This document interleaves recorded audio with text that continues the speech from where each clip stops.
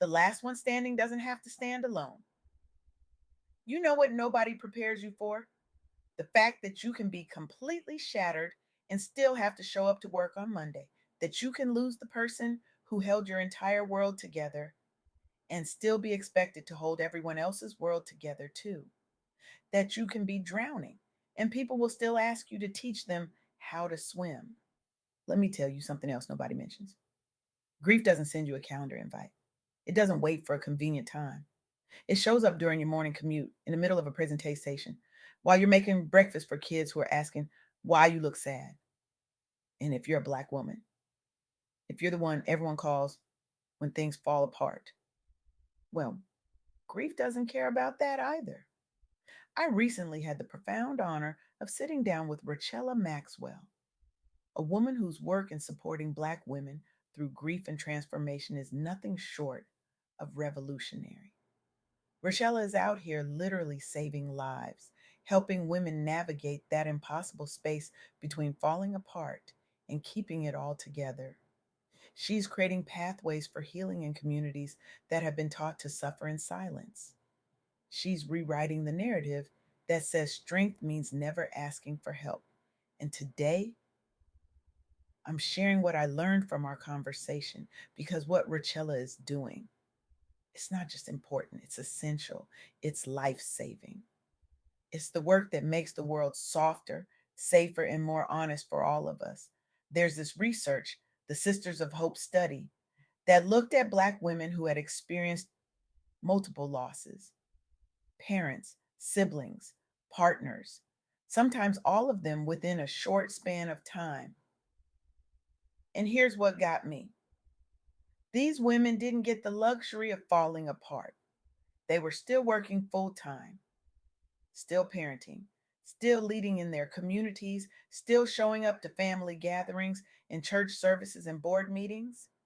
They didn't get to collapse because there were bills that needed paying, uh, kids who needed raising, funerals that needed organizing, um, and families looking to them for answers they didn't have. One woman in the study described it like this: she said she felt like she was the last one standing. And when you're the last one standing, you don't get to fall. But here's what Rochella helped me understand. And this is the part that changed everything for me. You are allowed to break down and still choose to keep going. Both of those things can be true at the same time. You can cry in your car before you walk into the office. You can scream in the shower. You can sit in the dark for a minute or an hour or a whole evening and still be someone who doesn't give up. Grief will hit your body. It will shake your faith. It will mess with your mind. And you don't have to pretend it doesn't. You just have to decide that even in the breaking, you're still here. And that's not weakness. That's the realest, rawest, most honest kind of strength there is. Now, let's talk about what happens when you're not just grieving, but you're also the caregiver. There's research on African American adults who cared for relatives with dementia, often mothers or grandmothers. And this research will absolutely break your heart wide open. These folks were working full time, running businesses, raising their own children.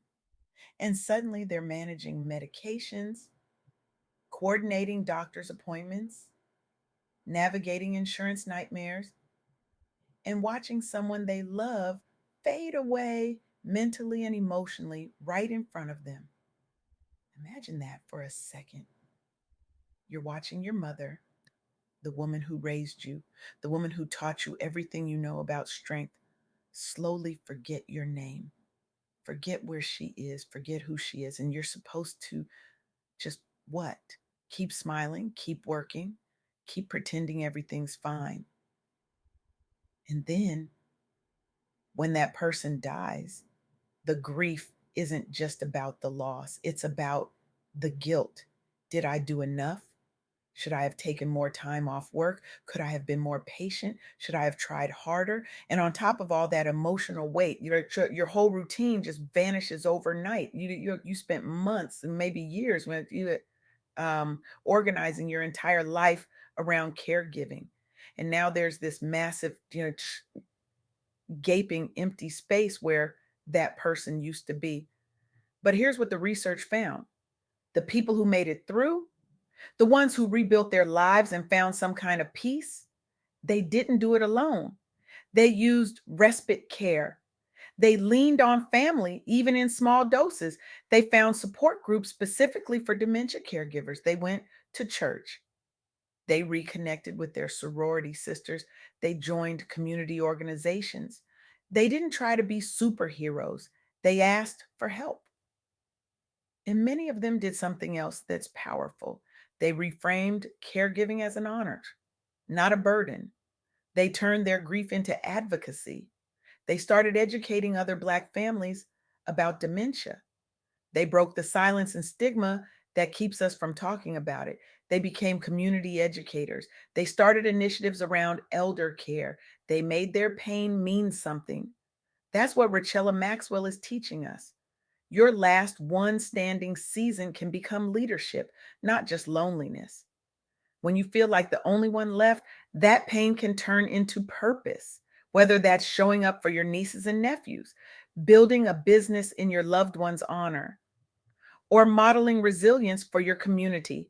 You get to decide what your grief becomes.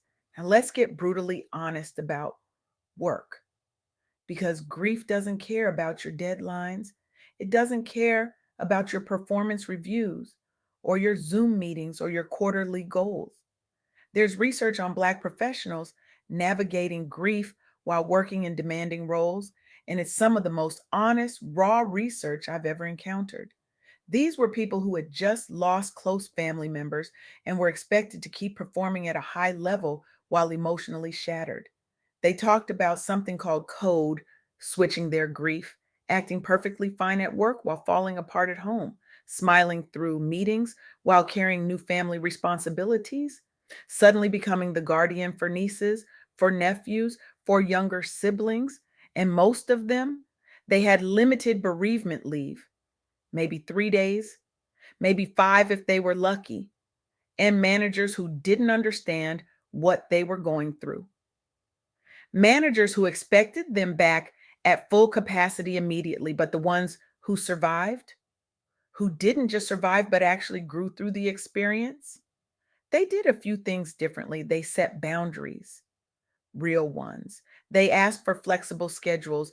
They requested temporary workload reductions. They took remote days when they needed them.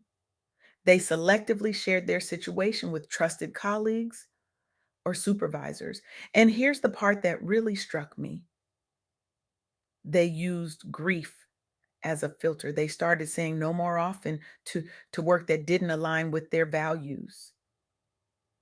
And they started saying yes to projects that honored what mattered most to them. Over time, many of them said that grief sharpened their sense of purpose and made them better leaders, more empathetic, more grounded, less interested in workplace nonsense and politics. Some made strategic career moves, got promotions, shifted industries, started new businesses, all inspired by their loved one's memory. They also created new rituals at work.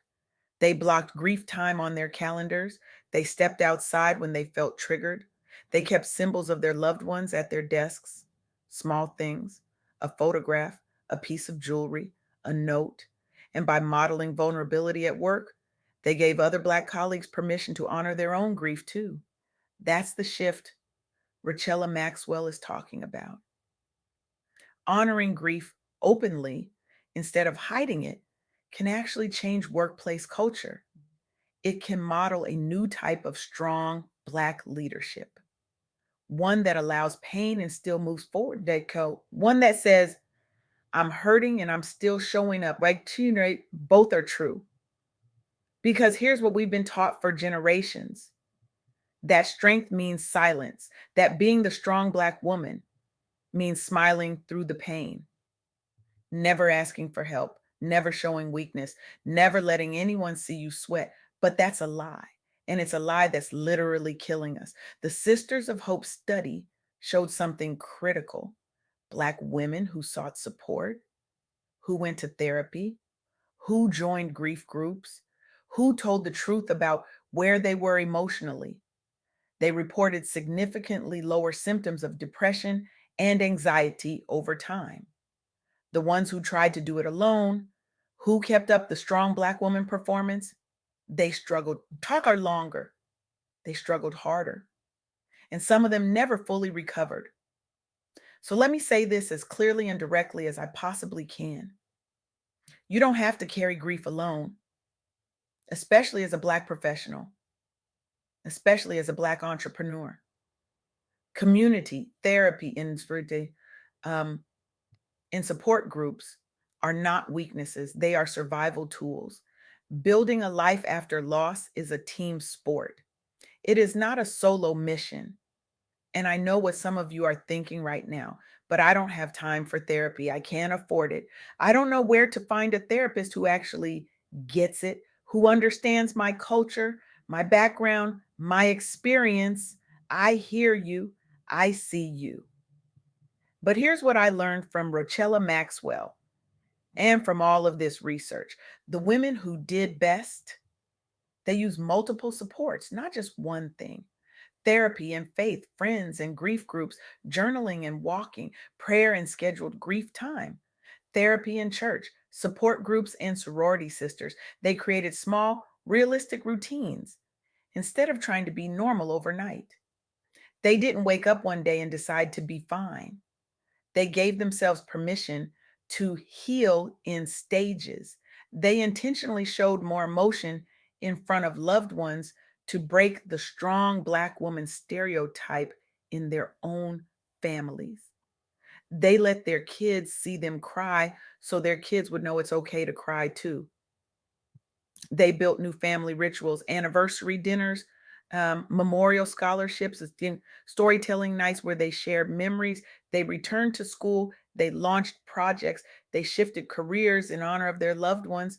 They redefined strength as honesty plus support, um, not smiling through the pain alone. That's your soft girl era. That's what it actually looks like to be soft in a world that taught you survival. It's saying out loud, I'm hurting and I need help. It's crying in front of your children so they learn emotional honesty. It's taking a mental health day without apologizing to anyone. It's letting someone bring you a meal, drive you to an appointment, sit with you in silence without needing to fix anything. Softness is not weakness. Softness is the radical act of self love that says, I matter enough to take care of myself. I matter enough to grieve out loud. I matter enough to rest without explanation or permission. So here's what I need you to hear. Here's what I need you to do. Not someday, not when you feel ready, today. First, tell the truth about where you are right now, today. Name your grief out loud to at least one safe person, a friend, a therapist, a pastor, someone in a support group. Say the actual words, I'm not okay. I need support. That's not failure. That's courage in its purest form. Second, ask for one concrete thing you need. Be specific, not someday, today. That might be childcare help for 2 hours, a ride to an appointment, a meal delivered to your door, or just someone to sit with you in silence. Let someone love you in a practical, tangible way. Third, take one tiny step towards your future self. Just one.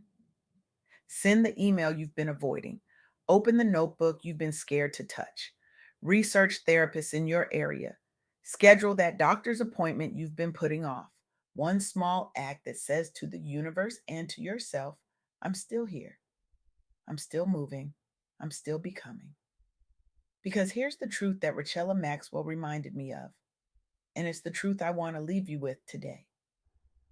Even in the absolute worst season of your life, there is still a reason to keep going. Your nieces and nephews are watching you to see what resilience actually looks like. Your community needs the version of you that's been through hell and came out softer, not harder. Your loved one's memory deserves to be honored by you living fully, not just surviving. You are allowed to break down. You are allowed to ask for help. You are allowed to be soft and you are still strong. All of that can be true at the exact same time. So here's your assignment. Here's your disruption. Here's your revolution. Drop the cape. Sit down for a minute. Let somebody else hold the weight. Because the last one standing doesn't have to stand alone. Make the call today. Send the text. Book the appointment. Say the words out loud. I need help. I'm not okay. I'm grieving and I'm still here. Your soft girl era starts the moment you decide that your peace matters more than everyone else's comfort, that your healing matters more than their expectations, that your life matters more than their perception of your strength. This is not permission. This is a mandate. This is your invitation to live differently, to grieve honestly, to heal loudly, to rest unapologetically. Because grief and growth can live in the same body, pain and purpose can occupy the same heart. And you, standing here today, listening to these words, you are living proof that both can be true. Now go, tell someone, ask for help. Take the step. The last one standing doesn't have to stand alone. And your revolution, it starts with rest.